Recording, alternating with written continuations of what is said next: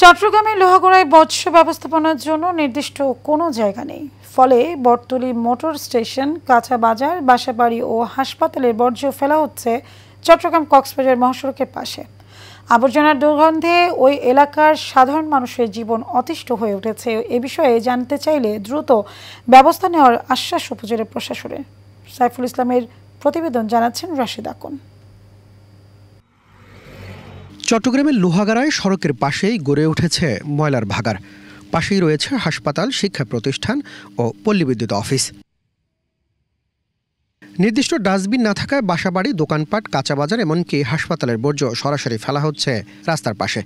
বিষয়টি বারবার প্রশাসনকে জানানোর পরেও ব্যবস্থা নেওয়া হয়নি বলে অভিযোগ স্থানীয়দের। ময়লার দুর্গন্ধে কলেজের সামগ্রিক পরিবেশ নষ্ট হচ্ছে। এই ধরনের ময়লার স্তূপ যেখানে যেখানে রাখা হয়েছে সেগুলো দ্রুত সময়ের মধ্যে অপসারণ করতে হবে। ময়লা আবর্জনার কারণে আমরা অসুস্থ হচ্ছি, রোগে আক্রান্ত হচ্ছি।